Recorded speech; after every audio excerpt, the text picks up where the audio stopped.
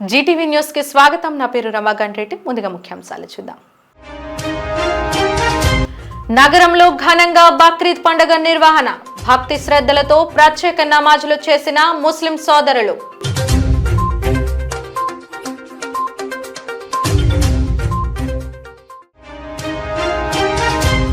ఉత్తరాంధ్రకు మహర్దశ పట్టనుందన్న ఎంపీ భరత్. త్వరలో రైల్వే జోన్ పట్టాలెక్కనుందని వెల్లడి.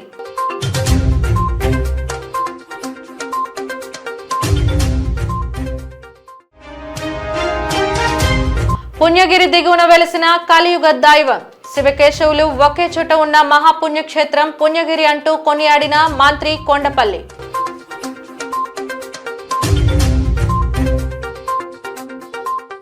ముస్లింల అత్యంత పవిత్రమైన పండుగల్లో ఒకటైన బక్రీద్ ని పురస్కరించుకొని నేడు నగరమంతటా ముస్లిం సోదరులు ప్రత్యేక ప్రార్థనలు జరుపుకున్నారు. త్యాగానికి మారుపేరుగా భావిస్తూ జరుపుకునే బక్రీద్ పండుగతో నగరం నూతన శోభను సంతరించుకుంది.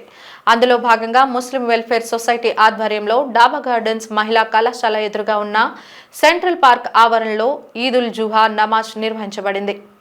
స్థానిక ముస్లిం సోదరులు అత్యంత భక్తి శ్రద్ధలతో నమాజులు చేశారు. ఈ సందర్భంగా సొసైటీ అధ్యక్షులు హైదర్ అలీ సింకా మాట్లాడుతూ ముస్లిం సోదరులు తమ ప్రార్థనలు జరుపుకునేందుకు వీలైన స్థలాలు లేక ఇలా రోడ్లపై నమాజులు చేసుకోవాల్సి వస్తుందని ఆవేదన వ్యక్తం చేశారు. తమ పూర్వీకులు మత మనుగడ కోసం సమకూర్చిన స్థలాలను తమకు అప్పగించి మసీదులు, ముస్లింల శ్మశానాలు నిర్మించుకునే వీలు కల్పించాలని ఆయన ప్రభుత్వాన్ని కోరారు. మత పెద్దలు మాట్లాడుతూ బక్రీద్ అంటే త్యాగానికి ప్రతీక అని, 4000 సంవత్సరాల క్రితం ప్రవక్త ఇబ్రహీం సల్లెల్లాహు అస్సలాం కలలో అల్లా తనకు ఇష్టమైన దాన్ని బలి ఇమ్మని కోరగా ఇబ్రహీం తనకు 80 సంవత్సరాల వయసులో కలిగిన కొడుకుని బలి ఇవ్వడానికి సిద్ధపడగా అతని త్యాగానికి మెచ్చిన భగవంతుడు ఇబ్రహీం కుమారుడి స్థానంలో గొర్రెని ఉంచారని, ఇబ్రహీం మాదిరిగా ప్రతి ఒక్క ముస్లిం త్యాగానికి సిద్ధంగా ఉండాలనేదే బక్రీద్ సారాంశంగా తెలియజేశారు. ఆయనకి అబ్బాయి 80 సంవత్సరాలతో పుడతాడనమాట. నీకు అత్యంత ప్రీతియోగం నాకు కుర్బానీ ఇవ్వాలని వస్తుందన్నమాట ఆజ్ఞ. ఇదేంటి నాకు అత్యంత ప్రీతియోగం ఏముంది, అన్నీ చూస్తారు, ఒకరోజు పలహారం ఇస్తారు, ఒకరోజు ఖీర్ ఇస్తారు, అది యాక్సెప్ట్ అవ్వదు. నాకు అత్యంత ప్రీతియోగం కుమారుడు ఒకటి అని చెప్పి ఈయన తీసుకెళ్తారన్నమాట. తీసుకెళ్ళి మీనా దగ్గర ఓ బండరాయిని వెళ్తుండే వెనకాల శైతాన్ని అడ్డుకుని శైతాన్ని అడ్డుకుని మీ నాన్న నిన్ను చంపన కుర్బానీ తీసుకెళ్తాడు, నువ్వు ఒప్పుకో అంటే అక్కడ ఏంటంటే మా నాన్న నన్ను పుట్టించాడు, నేను నాన్నకు ఆజ్ఞగా ఉంటాను, ఆయన ఏం చూసినా పర్లేదు, నేను పుట్టించాడు కాబట్టి అని ఆయన కూడా శైతాన్ని పడ్డు. రెండో శైతాన్ని కూడా వెళ్ళి ఇబ్రాహీంని అడ్డుకుంటారు. ఇబ్రాహీం చెప్తారు, నా అల్లా ఆజ్ఞ నా కుమారుని కుర్బానీ ఇస్తానని ఆయన రాయి కొడితే వెళ్ళిపోయాడు. 3 శైతాన్ని కూడా అడ్డుకుంటే వెళ్ళిపోయాడు. అక్కడ కుర్బానీ అబ్బాయిని పెట్టి బలి ఇస్తుంటే ఏమైందంటే ఆకాశవాణి వినపడి జబులోని ప్రత్యక్షమై అక్కడ ఒక గొర్రెపోతు కుర్బానీ ఇవ్వబడతామాట. అల్లా నీ యొక్క స్ఫూర్తికి మెచ్చారు, నీ యొక్క త్యాగానికి మెచ్చారు అని చెప్పి అక్కడ జబుల్ ఇస్లాం దూత ప్రత్యక్షం చెప్తారు. అదే రీతిలో మనం కూడా ప్రపంచం విషయం కూడా ఆయన త్యాగరీతి సంస్కృతి మన భక్తి చేస్తామన్నమాట. ఈరోజు చాలామంది నమాజ్ కూడా చేసుకోలేని పరిస్థితులు ఉన్నారు. ఇవాళ మరిపాలనని సుమారు 500 మంది నమాజ్ చేసుకోకుండా ఇంటికి తిరిగి వెళ్ళిపోయారండి. ఎందుకంటే స్థలం లేక.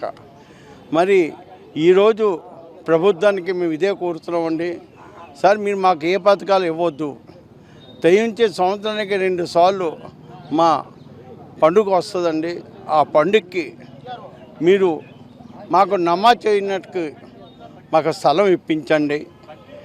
సుమారు 1 గంట మాకు నమాజ్ చేస్తామండి. ఆ నమాజ్ కూడా మాకు స్వతంత్రంగా పండుగ రోజును కూడా మేము చేసుకునే పరిస్థితుల్లో ఉన్నాము.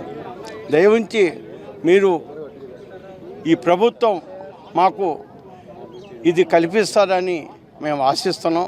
గాజువాకలో ఈదుల్ జుహా బక్రీద్ పండుగను ముస్లింలు ఘనంగా జరుపుకున్నారు. అజీమాబాద్ సున్నీ జమా మసీదు నుండి శాంతియాత్రగా బయలుదేరి బీసీ రోడ్లో గల ఈద్గా మైదానానికి చేరుకున్నారు. అక్కడ ప్రత్యేక ప్రార్థనలు చేశారు.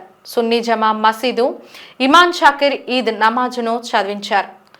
ఈ కార్యక్రమంలో జిల్లా తదేపా ఉపాధ్యక్షుడు మహమ్మద్ రఫీ, కార్పొరేటర్ ఇమ్రాన్, మదీనావల్లి, రిజ్వాన్, షౌకత్ అలీ, రజీవుల్లా, రహమాన్, లుక్మాన్, అన్సర్వల్లి, జబ్బార్, మోతీ, ఇషాక్, ఎండి ముర్తజా తదితరులు పాల్గొన్నారు. ఈ సందర్భంగా ముస్లింలు పరస్పరం ఒకరికొకరు ఆలింగనం చేసుకుని ఈద్ ముబారక్ తెలియజేసుకున్నారు.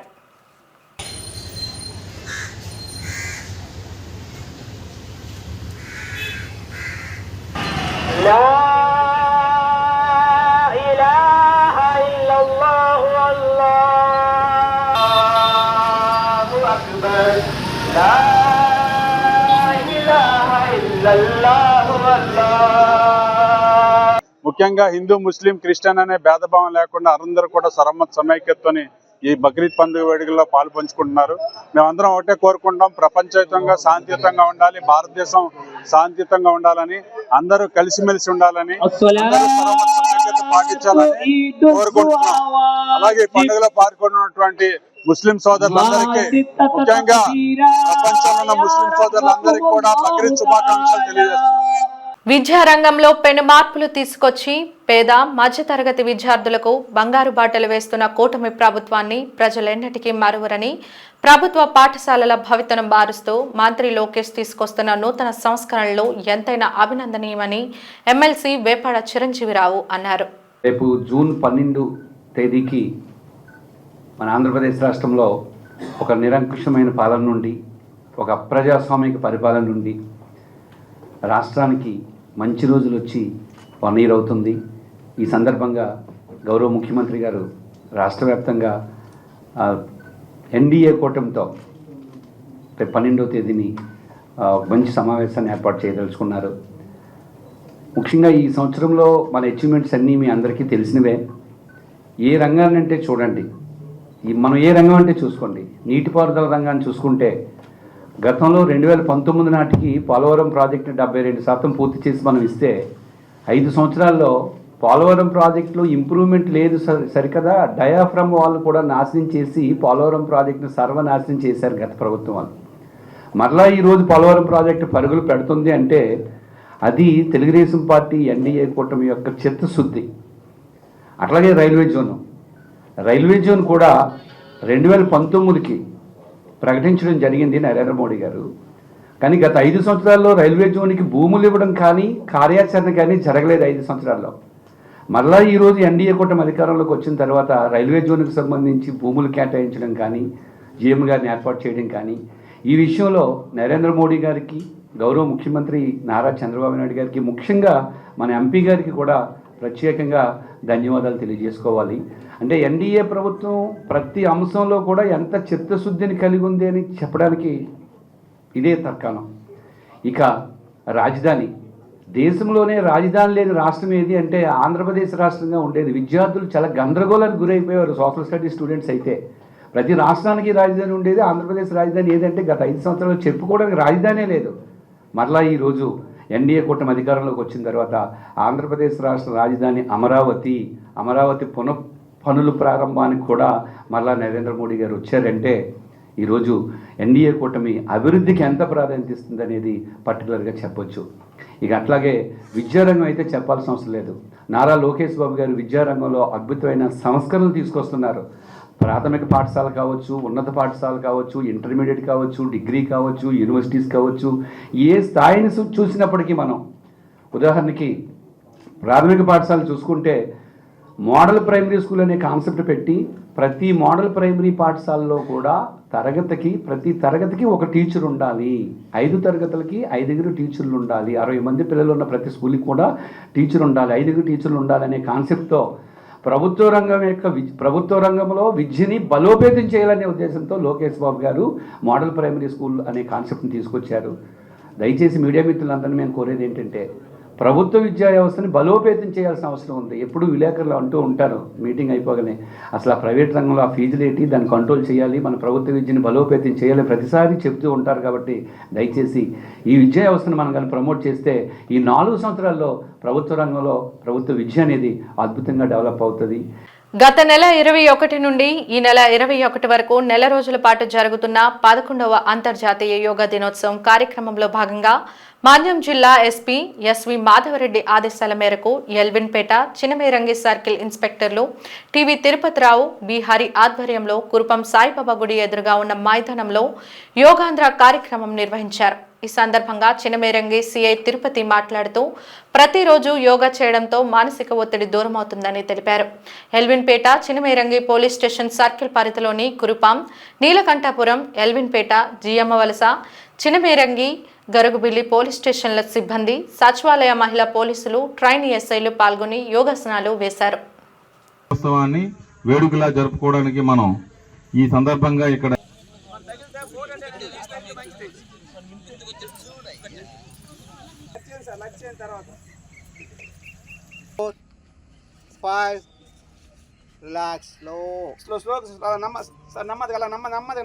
యోగాని ఈరోజు పేమని మనకి ఆర్డర్స్ రావడం జరిగింది. ఉత్తర్వులు వచ్చిన వెంటనే మనం ఈ యొక్క విశాలమైనటువంటి గ్రౌండ్లో ఈ యోగా ప్రాక్టీస్ని యోగా ట్రైనర్స్ అయినటువంటి గారు వసంత్ గారు అలాగే వీళ్ళ ద్వారా మనము యోగా ప్రాక్టీస్ చేయడం జరుగుతుంది. మీ అందరూ కూడా యోగా కోసం ఒకప్పుడైతే సమాచారం తెలిసేది కాదు. యూట్యూబ్లో యోగా అని కొట్టగానే మీకు తామరతంపుగా ఇన్ఫర్మేషన్ వస్తుంది. అందులో ఏది మంచిదైతే అది మీరు తీసుకొని పాటించడమే. యోగా ఇప్పుడు మనకి ఇంతకు ముందు మా చిన్నప్పుడు ఏంటంటే ఒక సమాచారం గూగుల్ తల్లులు అలాంటివి ఉండేవి కాదు. ఇప్పుడు గూగుల్ తల్లికి అడిగితే వెంటనే మీకు సమాచారం వచ్చేస్తుంది. మీ అందరికి కూడా యోగా కోసం తెలుసుకోవాలి. అయితే ఆ యోగా తాలూకు ఇంపార్టెన్స్ ఏమంటే ఇప్పుడు మాలాంటి ముసలోళ్ళకి అది అర్థం అవుద్ది. కుర్రోళ్ళకి యోగా లేదు అనుకుంటారు. కానీ ఒక ఏజ్ దాటిన తర్వాత 50 క్రాస్ అయిన తర్వాత మానసిక ప్రశాంతత మనిషికి కావాలి. అంతవరకు మనిషి స్ట్రగుల్స్ ఎన్నున్నా కూడా తను ఫిజికల్గా ఫిట్నెస్గా ఉంటాడు, అలా ఏది వెళ్ళిపోతుంటుంది. కానీ 50 క్రాస్ అయిన తర్వాత ఫిట్నెస్కు తగ్గుతుంది కనుక అప్పుడు మానసికమైనటువంటి స్టెబిలిటీ ఉండాలి. అంటే ఒక నిర్ణయం తీసుకునేటప్పుడు ఆ నిర్ణయం మంచిదా చెడ్డదా అని ఆ నిర్ణయం ఇక్కడ తీసుకోవచ్చా లేదా అనే డెసిషన్ పవర్ కావాలంటే యోగా చేయాలి. పెందుర్తి నియోజకవర్గం ముదపాక జగనన్న కాలనీలో ఇంటి నిర్మాణం కోసం వేసిన కాంక్రీట్ పిక్క కుప్పలో వ్యక్తి మృతదేహం లభ్యం కావడంతో ఒక్కసారిగా ఆ ప్రాంతం ఉలిక్కిపడింది. మృతుడు విజయనగరం జిల్లా నల్లబంద గ్రామానికి చెందిన పక్కి సూరిగా స్థానికులు గుర్తించారు. సూరి గత 3 రోజుల నుండి కనబడలేదని స్థానికులు, కుటుంబ సభ్యులు తెలిపారు. ఈరోజు కాంక్రీట్ పిక్క కుప్ప నుండి దుర్వాసన రావడంతో స్థానికులు జేసీబీ ద్వారా పిక్క పై భాగాన్ని తొలగించగా మృతదేహం బయటపడిందని స్థానికులు చెప్పారు. సమాచారం తెలుసుకున్న పెందుర్తి పోలీసులు క్లూస్ టీం ఘటనా స్థలానికి చేరుకొని ఆధారాలు సేకరించారు. కాంక్రీట్ పిక్క మీద రాత్రి సమయంలో మృతుడు నిద్రిస్తున్న సమయంలో లారీతో వెనుక నుండి పిక్కని అన్లోడ్ చేసి ఉండవచ్చన్న అనుమానాన్ని స్థానికులు వ్యక్తం చేస్తున్నారు. పెందుర్తి పోలీసులు కేసు నమోదు చేసి దర్యాప్తు చేస్తున్నారు.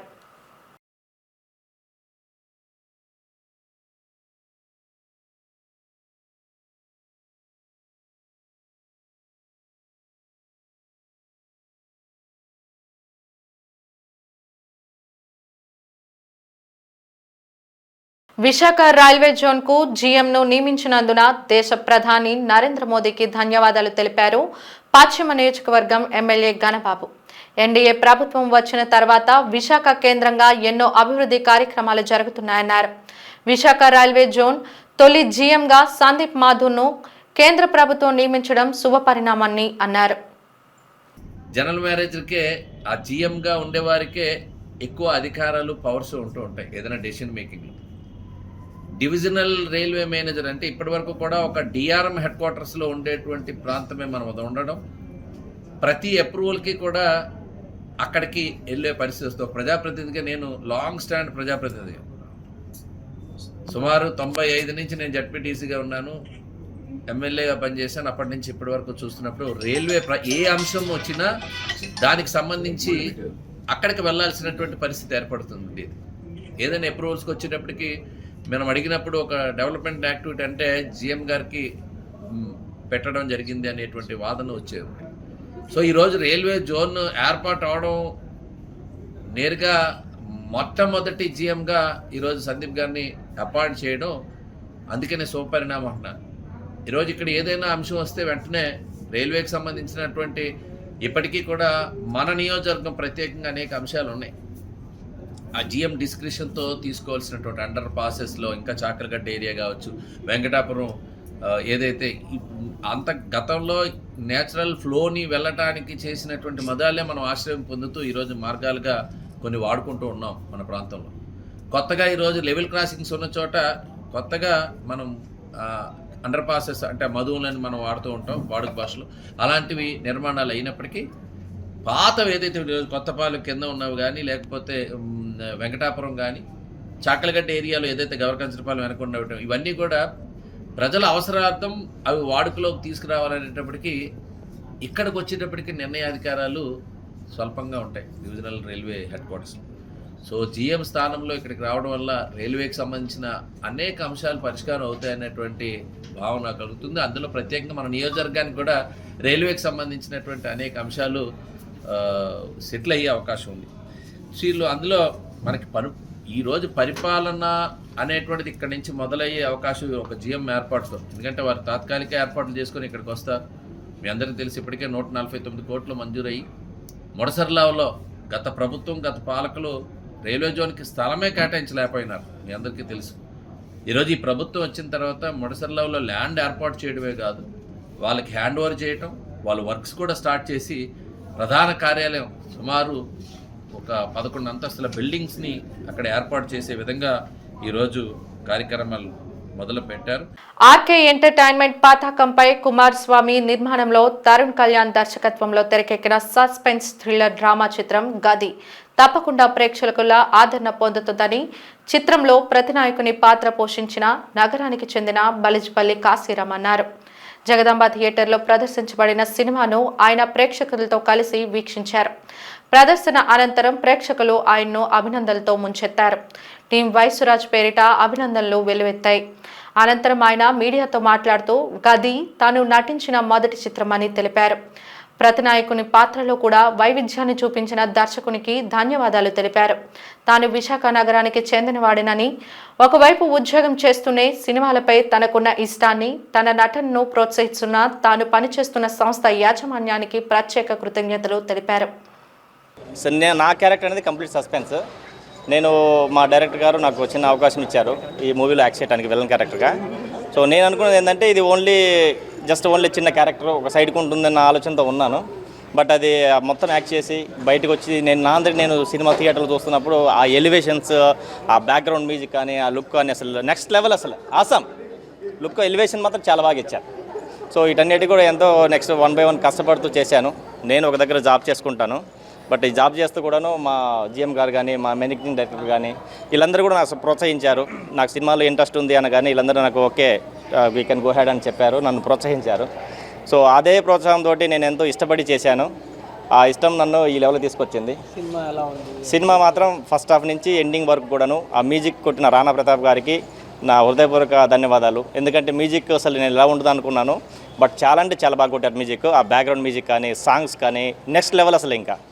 సో ఇవన్నీ కూడా ఏంటంటే అందరు కూడాను మొత్తం స్టార్టింగ్ నుంచి ఎండింగ్ వరకు దీంట్లో యాక్ట్ చేసిన ప్రతి ఒక్కరు కూడా కొత్త వాళ్ళే, ఎవరు సీనియారిటీ ఉండదు. ఈవెన్ డైరెక్టర్లు కూడాను, వీళ్ళందరూ కూడా మ్యూజిక్ డైరెక్టర్స్ అందరూ కొత్త వాళ్ళే. బట్ అందరూ ఇంట్రెస్ట్గా అందరూ ప్రాణం పెట్టి చేశారు ఈ సినిమాలో. స్క్రీన్ ప్లే కానీ, సినిమా కానీ, ఆటోగ్రఫీ కానీ, అండ్ ఇవన్నీ ఎడిటింగ్లు కానీ, design, everything is super. Next లెవెల్లో ఉంది మూవీ మాత్రం. అండ్ సెకండ్ హాఫ్ అల్టిమేట్, ఇంకా అసలు ఇంకా చెప్పక్కర్లేదు. అండ్ దీంట్లో 2 సాంగ్స్ ఉన్నాయి, 2 సాంగ్స్ కూడా అల్టిమేట్ సార్. ఒక రొమాంటిక్ సాంగ్ ఉంది అండ్ ఒకటి థ్రిల్లింగ్ సాంగ్ ఒకటి ఉంది. చాలా అంటే చాలా బాగున్నాయి సార్. రాష్ట్రాన్ని సర్వతోముఖాభివృద్ధి వైపు పరుగులెత్తించడమే కూటమి ప్రభుత్వ లక్ష్యమని విశాఖ పార్లమెంటు సభ్యులు భరత్ అన్నారు. నేడు జిల్లా పార్టీ కార్యాలయంలో ఏర్పాటు చేసిన విలేకరుల సమావేశంలో ఆయన మాట్లాడుతూ ఉత్తరాంధ్ర అభివృద్ధికి సంబంధించి కూటమి సాధించిన వివరాలను తెలిపారు. దక్షిణ కోస్తా రైల్వే జోన్ జనరల్ మేనేజర్గా సందీప్ మాథుర్ని నియమిస్తూ కేంద్రం తీసుకున్న నిర్ణయంతో త్వరలో రైల్వే జోన్ పట్టాలెక్కనుందని హర్షం వ్యక్తం చేశారు. అలాగే రైల్వే స్టేషన్ అభివృద్ధికి 500 కోట్ల రూపాయలు కేటాయించారని, 6 లైన్లు కాస్త త్వరలో 14 లైన్లుగా రూపాంతరం చెందుతున్నాయని ఆయన తెలిపారు. రైల్వే జోన్లపై వైసీపీ చేస్తున్న ఆరోపణలకు ఇక చెక్ పడుతుందని అన్నారు. గిన్నిస్ బుక్ సాధన కోసం జూన్ 21న విశాఖ వేదికగా ప్రధాని నరేంద్ర మోదీ సమక్షంలో జరగనున్న యోగా దినోత్సవంలో ప్రజలందరూ పాల్గొని జయప్రదం చేయాలని ఆయన కోరారు.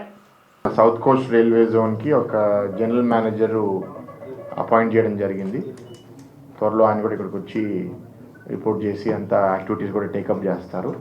సందీప్ మాథుర్ గారని ఆయన IRSSC ఇప్పుడు ప్రస్తుతం PED సిగ్నల్ మోడర్నైజేషన్ రైల్వే బోర్డులో పనిచేస్తున్నారు. ప్రెసిడెంట్ గారు ఆయనకి ఇప్పుడు అప్రూవల్ ఇచ్చి ఇక్కడ జనరల్ మేనేజర్గా అపాయింట్ చేయడం జరిగింది.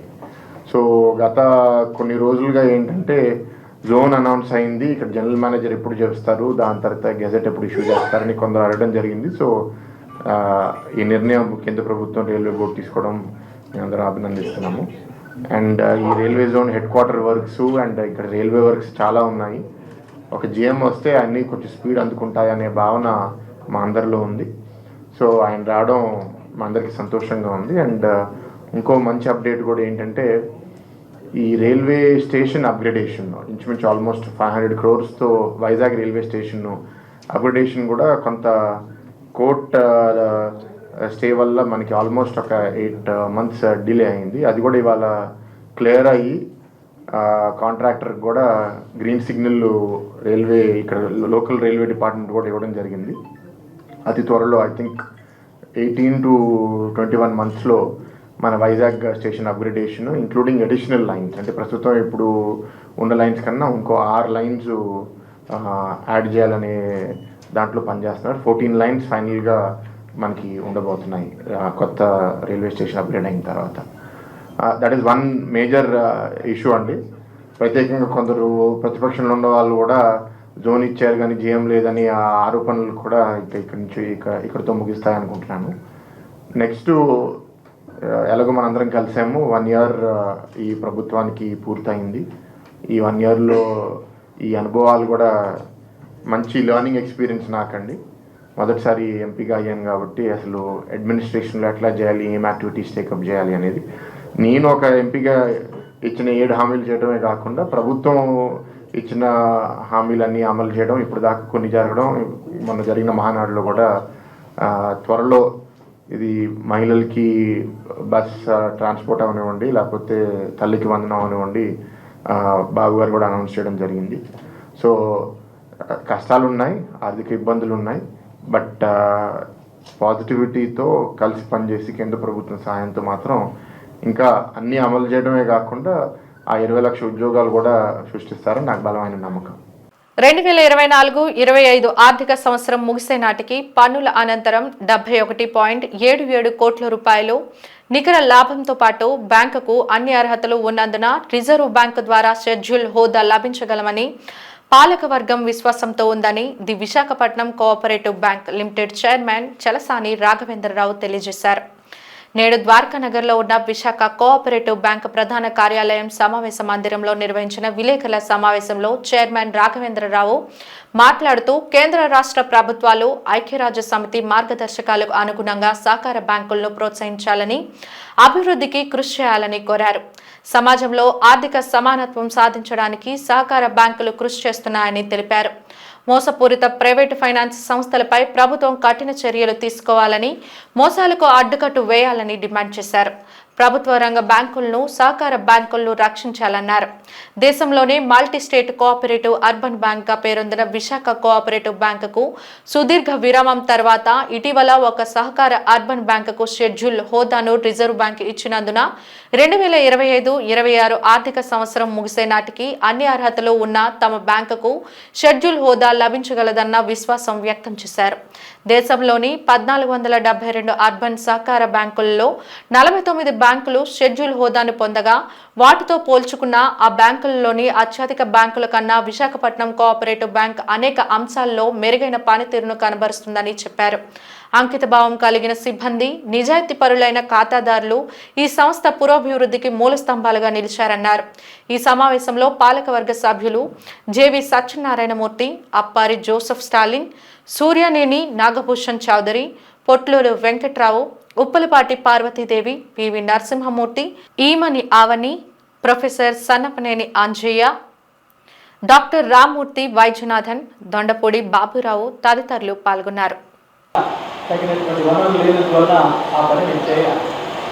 భారతదేశంలో కూడా 8 లక్షలకు పైగా సహకార సంస్థలు ఉంటే దాదాపు 30 కోట్ల మంది ఈ సహకార సంస్థలో సభ్యులుగా ఉన్నారు. అందువలన మన ప్రభుత్వం కూడా సహకార సంస్థల గురించి పైకి చెప్తున్నటువంటివి అయితే చాలా మంచి మాటలే చెప్పబడతాం. అయితే ఆచరణలో అనేక ఒడిదుడుకులు ఇవాళ సహకార సంస్థలు ఎదుర్కొంటా ఉన్నాయి. ప్రభుత్వాల యొక్క జోక్యం, రాజకీయ జోక్యం ఇటువంటివి లేకుండా సహకార సంస్థల్ని వాటి మూల సిద్ధాంతాలకు అనుగుణంగా నిర్వహిస్తే వాటి యొక్క అభివృద్ధికి, అది సమాజానికి ఎంతో ఉపయోగపడుతుందనేటువంటి భావన మా అందరికీ కూడా ఉంది. తమిళనాడులోని కుర్తాలంలో వెలిసిన ప్రముఖ ప్రఖ్యాత ఆధ్యాత్మిక పీఠం శ్రీ సిద్ధేశ్వరి పీఠంలో కుర్తాల ఉత్తర పీఠాధిపతి పట్టాభిషేకం ఆధ్యాత్మిక శోభ నడుమ అంగరంగ వైభవంగా జరిగింది. ఈ పీఠాన్ని స్థాపించినది తెలుగువారు కావడం మరో విశేషం. ఈ పీఠానికి ఉత్తర పీఠాధిపతిగా కొన్నాళ్ల క్రితం ఎంపికైన శ్రీ దత్తేశ్వరానంద భారతికి నేడు పట్టాభిషేకాన్ని శాస్త్రోక్తంగా పెద్దలు నిర్వహించారు. పెద్దస్వామి శ్రీ సిద్ధేశ్వరానంద భారతి ఆశీస్సులతో వారి సన్నిధిలో జరిగిన పట్టాభిషేక వేడుక ఆద్యాంతం కన్నుల పండుగగా కానవచ్చింది. పీఠం సాంప్రదాయం ప్రకారం ఈ క్రతువు పరమ వైదికంగా ముగిసింది. వేదఘోషలు, మంత్రనాదాలు, మంగళతూర్య రావాల మధ్య పట్టాభిషేక ఉత్సవం ఆద్యాంతం అత్యంత రమణీయంగా, కమనీయంగా సాగింది. ఈ పీఠాన్ని 110 సంవత్సరాల క్రితం తెలుగువారైన మౌనస్వామి స్థాపించారు. సిద్ధేశ్వరి మాత ఇక్కడి ప్రధాన దేవత. లలితా శక్తి స్వరూపంగా బాసిల్లుతున్న ఈ క్షేత్రం మహామహిమాన్వితమైనదని భక్తుల విశ్వాసం. ఇప్పటి వరకు ఈ పీఠానికి అధిపతులుగా సేవలు అందించిన వారందరూ మహనీయులని చెప్పడంలో ఎటువంటి అతిశయోక్తి లేదు. విమలానంద భారతి, త్రివిక్రమ రామానంద భారతి, శివచిదానంద భారతి ఒక్కొక్కరు ఒక్కొక్క విద్యలో నిష్ఠాతులు.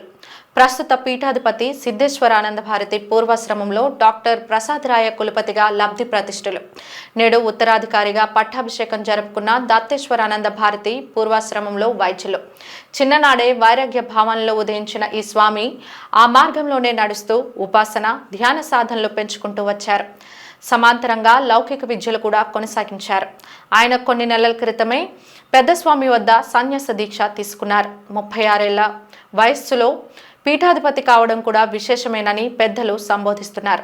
గత పీఠాధిపతులు విమలానంద, త్రివిక్రమ రామానంద, శివచిదానంద వరుసగా 3 న్యాయవాదులు కావడంతో మరో విశేషం. సనాతన ధర్మ పరిరక్షణ వీరందరి లక్ష్యం. సామాజిక శాంతి, దేశ సౌభాగ్యం వీరి సంకల్పం. సాంస్కృతిక వైభవ ప్రభావ స్రవంతి వీరి ధ్యేయం.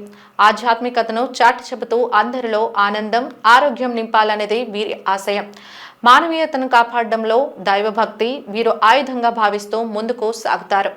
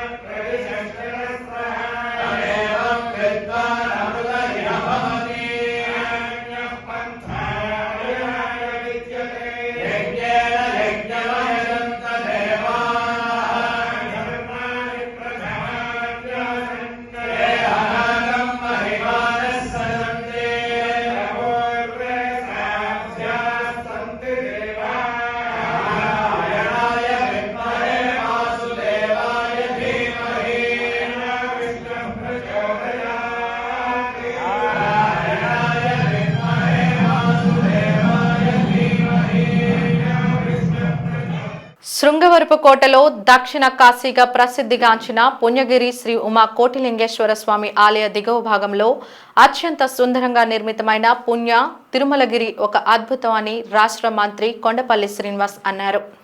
స్థానిక సంస్థల ఎమ్మెల్సీ ఇందుకూరి రఘురాజు, శ్రీధార గంగమ్మ ఆలయ అనువంశిక ధర్మకర్త మోపాడ గౌరీనాయుడు ఆధ్వర్యంలో పద్మావతి గోదా సమేత శ్రీ వెంకటేశ్వర స్వామి ఆలయ ప్రతిష్ఠ కార్యక్రమం అంగరంగ వైభవంగా కన్నుల పండుగగా జరిగింది. ఈ కార్యక్రమానికి ముఖ్య అతిథిగా విచ్చేసిన మంత్రి కొండపల్లి శ్రీనివాస్ మాట్లాడుతూ పుణ్యగిరి వంటి పవిత్రమైన ప్రాంతంలో ఈ ఆలయం రూపుదిద్దుకోవడం, ఎక్కడా లేని విధంగా శివకేశవులు ఇక్కడే ఉండడం ప్రజల అదృష్టంగా పేర్కొన్నారు.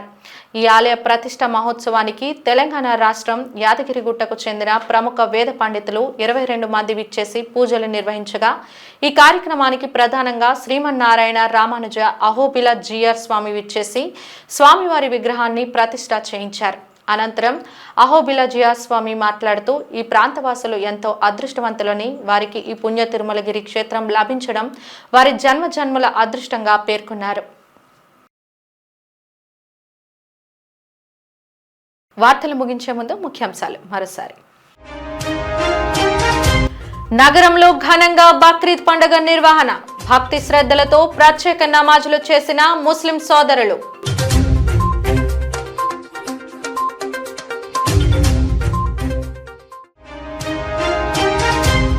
ఉత్తరాంధ్రకు మహర్దశ పట్టనుందన్న ఎంపీ భరత్. త్వరలో రైల్వే జోన్ పట్టాలెక్కనుందని వెల్లడి.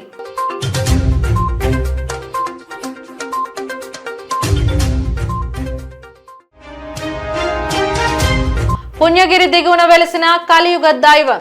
శివకేశవులు ఒకే చోట ఉన్న మహాపుణ్యక్షేత్రం పుణ్యగిరి అంటూ కొనియాడిన మంత్రి కొండపల్లి.